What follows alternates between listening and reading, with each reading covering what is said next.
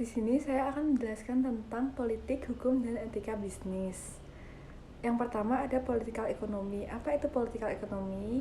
Adalah ilmu yang mempelajari tentang bagaimana suatu negara mengelola persoalannya dengan menggunakan sistem politik, ekonomi, dan hukum miliknya. Lalu ada kutipan dari Barnes and Noble yang berbunyi, sebagai warga yang bertanggung jawab, kami menghormati hukum negara tempat kami melakukan bisnis. Selanjutnya ada juga political system.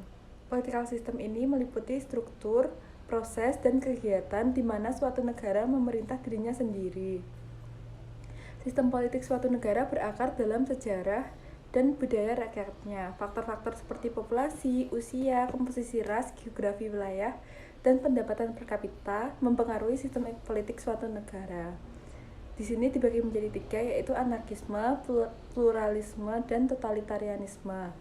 Di sini saya akan menjelaskan yang bagian totalitarianisme. Apa itu totalitarianisme?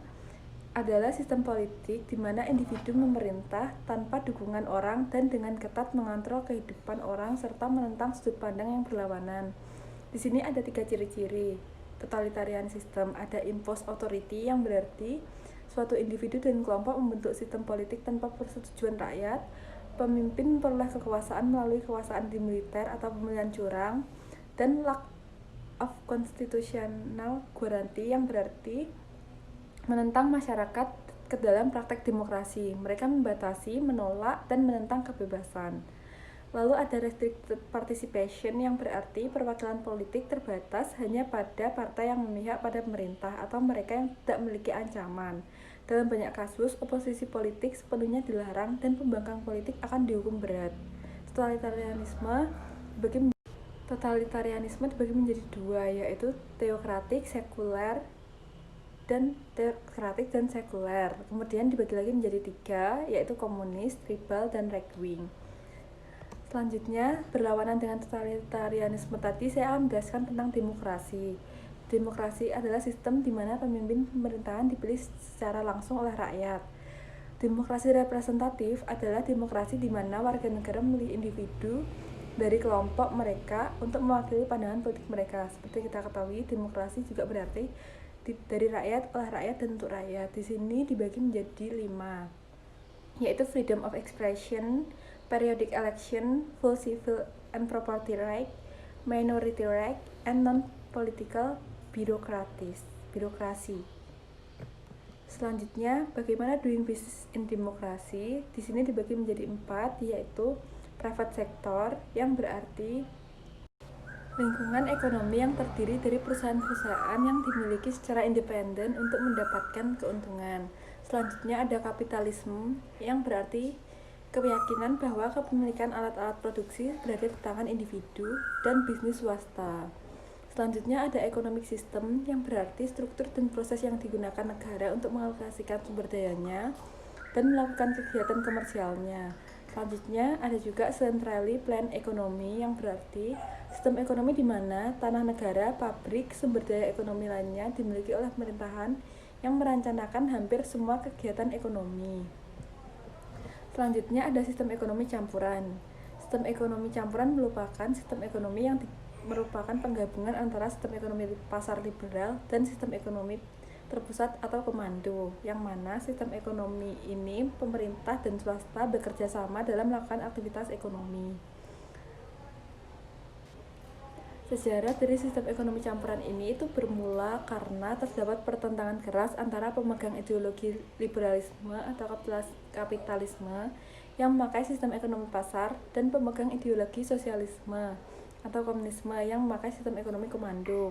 Karena terjadi banyak konflik di antara kedua kelompok tersebut, akhirnya para ahli berupaya untuk membuat sistem ekonomi dengan menggabungkan ciri-ciri dasar antara kedua ideologi tersebut dan diambil unsur-unsur yang paling baik dari keduanya sehingga terbentuklah sistem ekonomi campuran. Selanjutnya akan dijelaskan oleh rekan saya. Tujuan sistem ekonomi campuran. Tujuan pemerintah ikut serta dalam sistem ekonomi campuran yaitu untuk menyelesaikan aktivitas ekonomi yang mengalami fluktuasi atau gelombang ekonomi yang tajam. Selain itu juga melindungi masyarakat yang berpindah, tertindas, dan lemah Ini berarti tujuan dari sistem ekonomi campuran adalah untuk menghindari penguasaan secara penuh terhadap sumber daya ekonomi dari golongan masyarakat. Campur tangan pemerintah berbentuk dengan peraturan-peraturan yang bertujuan untuk mengawasi dan mengatur aktivitas ekonomi yang dilakukan oleh pihak swasta agar berjalan dengan normal yang wajar. Kesembilan yaitu persaingan dilakukan secara bebas. Yang ke-10, peranan modal sangat vital. Kebaikan dari sistem ekonomi antara lain: 1. Menumbuhkan inisiatif dan kreasi masyarakat dalam mengatur kegiatan ekonomi. Yang kedua yaitu setiap individu bebas memiliki sumber-sumber produksi. Yang ketiga yaitu adanya sistem ekonomi pasar memunculkan persaingan untuk maju. Yang keempat yaitu barang yang dihasilkan memiliki kualitas tinggi, karena barang yang tidak bermutu tidak akan laku di pasar. Yang kelima, efisiensi dan efektivitas tinggi, karena setiap tindakan ekonomi didasarkan atas motif mencari laba. Selanjutnya yaitu kelebihan dan kelemahan sistem ekonomi pasar. Kelebihan sistem ekonomi pasar adalah masing-masing orang bebas menentukan perekonomian sendiri. Yang kedua, masing-masing orang bebas memiliki alat produksi sendiri. Yang ketiga, adanya kegiatan ekonomi lebih cepat maju karena persaingan. Yang keempat, produksi didasarkan pada kebutuhan masyarakat. Selanjutnya yaitu sistem ekonomi pasar atau sistem ekonomi liberal. Sistem ekonomi di mana pengelola ekonomi diatur oleh kekuatan pasar, permintaan dan penawaran. Sistem ekonomi ini menetapkan adanya kebebasan dari individu dalam melakukan kegiatan perekonomian. Artinya, setiap individu diakui keberadaannya dan mereka bebas bersaing. Setiap perilaku ekonomi didorong untuk melakukan yang terbaik agar ia memperoleh laba sebesar-besarnya. Semua hak individu dapat terpenuhi dengan menggunakan sistem ekonomi ini. Selanjutnya yaitu ciri-ciri sistem ekonomi pasar. Yang pertama, hak masing-masing individu mendapat pengakuan. Misalnya, setiap orang bebas memiliki barang, termasuk barang yang digunakan sebagai modal. Setiap orang juga bebas menggunakan barang dan jasa yang dimilikinya. Yang kedua, manusia yang melakukan sistem ekonomi pasar adalah Homo economicus. Yang ketiga, adanya kedaulatan konsumen dan kebebasan dalam konsumsi. Yang keempat, sistem ekonomi pasar menerapkan sistem persaingan bebas.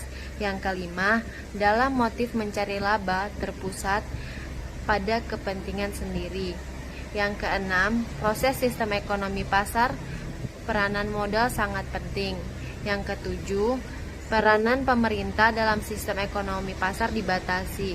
Pemerintah tidak melakukan intervensi di dalam sistem ekonomi pasar. Yang kedelapan, di dalam sistem ekonomi pasar, aktivitas yang ditunjukkan untuk memperoleh laba. Selanjutnya yaitu kelemahan sistem ekonomi pasar. Yang pertama, sistem ekonomi pasar dapat mengakibatkan adanya eksploitasi terhadap orang lain. Yang kedua, sistem ekonomi pasar juga dapat menimbulkan monopoli perdagangan. Yang ketiga, sistem ekonomi pasar juga dapat menimbulkan terjadinya kesenjangan pendapatan. Yang keempat, sistem ekonomi pasar juga rentan terhadap adanya krisis ekonomi. Legal system set of laws and regulation. Apa itu common law? Common law merupakan suatu sistem hukum yang berasal dari Inggris dan berkembang di negara-negara jajahan. Apa itu civil law? Civil law merupakan sistem hukum yang berlaku di negara-negara Eropa daratan dan negara-negara jajahannya, termasuk Indonesia. Kemudian ada theocratic law, merupakan suatu hukum yang didasarkan pada agama-agama yang ada. Next, sistem hukum common law. Sistem hukum common law didasarkan kepada keputusan pengadilan sebagai sumber hukumnya.